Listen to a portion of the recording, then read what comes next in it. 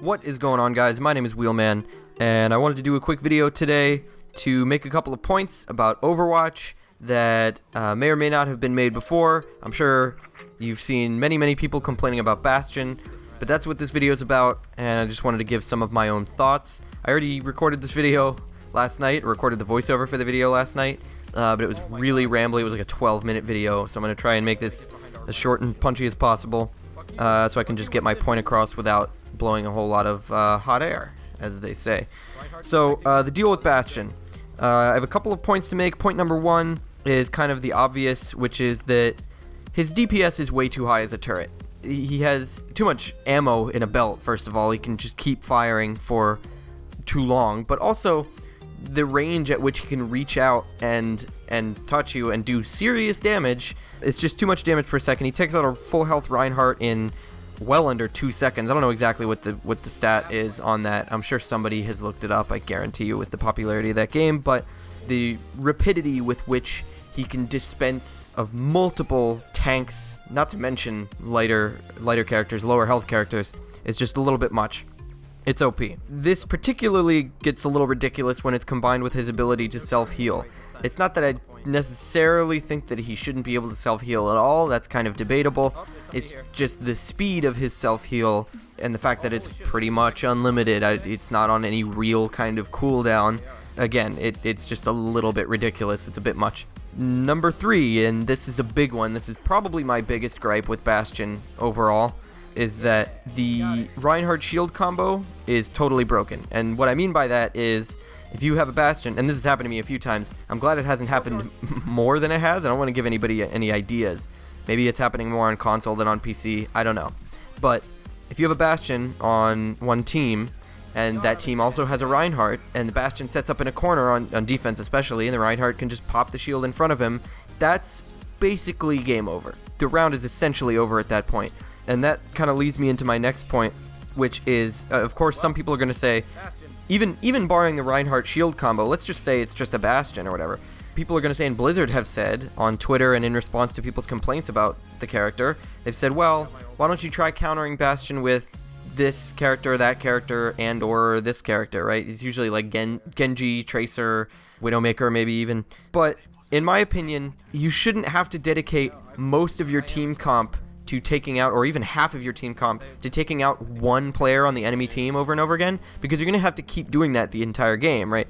You're taking a good chunk of your team, half if not more, and dedicating them to, even if it was 2 players that had to dedicate themselves all game to taking out this Bastion, you're taking them away from actually playing the objective, right? Their objective has now become be characters that can work in conjunction to maybe counter the Bastion on the enemy team.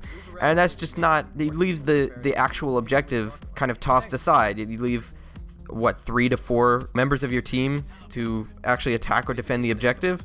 No, that's not right. And you shouldn't, furthermore, on that same point, your team shouldn't be forced into specific team composition situations where you can no longer be creative about your team comp and like what heroes you're using, which is hugely important in Overwatch. And the ability to be creative and use certain heroes in certain ways on certain maps and certain objectives is a huge element of the game. It's one of the biggest.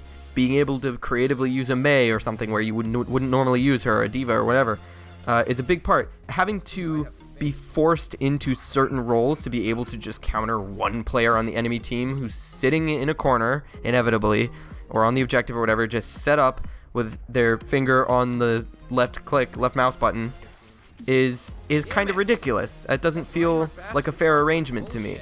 It's taking fun out of the game. Moreover, it's taking competitiveness out of the game.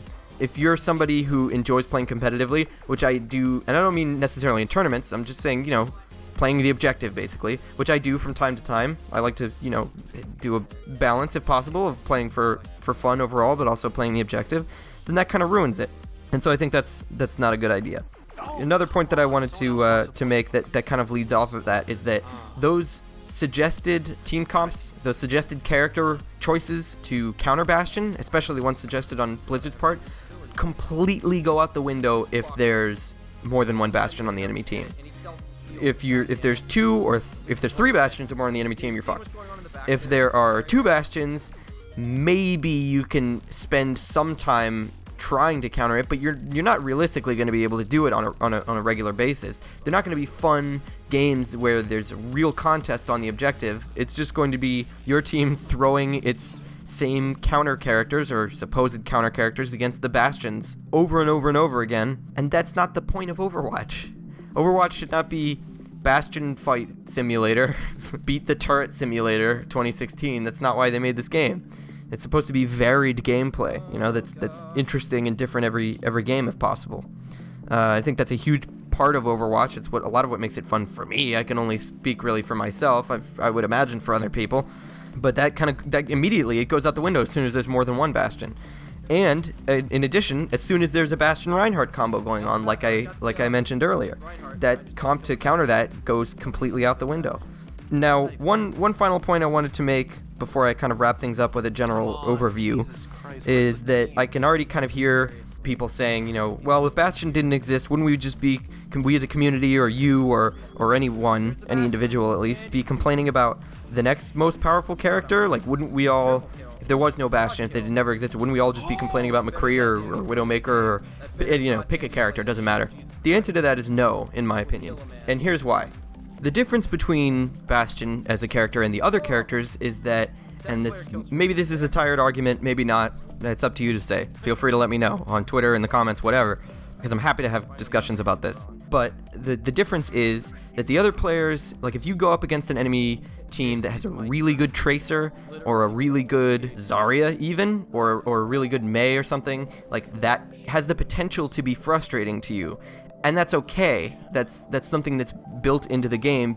The reason that player is doing, or that character is frustrating, is because the player behind the character is really skilled or talented. They're just naturally good at it, whatever. The point is that it's about the efforts of the person controlling that character. It's not about any particular skill set that character possesses, right? It's not that their individual abilities or weaponry is really overpowered. And that's one of the high points of Overwatch for me. To me, that's one of the shining points of this game, is that everything, with just a couple of exceptions, is really well balanced. As far as the heroes go, it really shines through.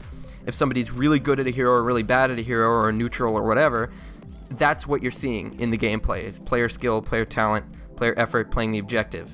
Bastion is the single exception to that as far as a whole character goes. Bastion is the one thing I can think of in the game where it's an entire character who is not based on that at all. You hold down the left, you set up, you find a good spot to set up. Maybe there's some skill involved in finding a good camp spot, for lack of a better word, or choke point spot if you want to call it that. You set up and you hold the left mouse button. Anyway, you get the idea. I'm not going to ramble about this for too much longer. This is already turning into the 12-minute video I didn't want it to be. But that's my general feeling on it, is what I've gone over. So let me know if you have any thoughts on it. And I want to say this just to wrap things up, is that I'm not suggesting that, wow, Blizzard should take Bastion out of the game. I think Bastion doesn't need to be in the game. I don't think he contributes anything to Overwatch other than reasonably frequent frustration. Or perhaps unreasonably frequent frustration, I should say, but I don't think he is adding anything to the game, whereas everybody else is. It totally fits in the game. It just seems out of place to me. That said, I'm not suggesting Blizzard patch Bastion out of the game. There are definitely some nerfs that would do well with that character that I think would make him a lot more balanced, that from what Blizzard said, they're probably not going to do. Hopefully they do. I think it could use a slightly longer reload in turret mode, at least definitely a shorter clip, a shorter belt of ammo. I think his tank mode probably should be stationary, or better yet, why not make his turret the ult? I would not call that overpowered, anything about it overpowered for a second, if that turret mode, that Gatling turret mode, was Bastion's ultimate, instead of just a thing he can do at any time. Anyway, those are a lot of my thoughts on it. Let me know what you guys think in the comments. Feel free to hit me up on Twitter, Facebook. I'm a lot more active on Twitter these days than I have been in the past. So feel free to follow me over there. Social media links and any other applicable links will be in the description, as always. And I appreciate you guys watching. I'm going to go play and stream some Mirror's Edge Catalyst.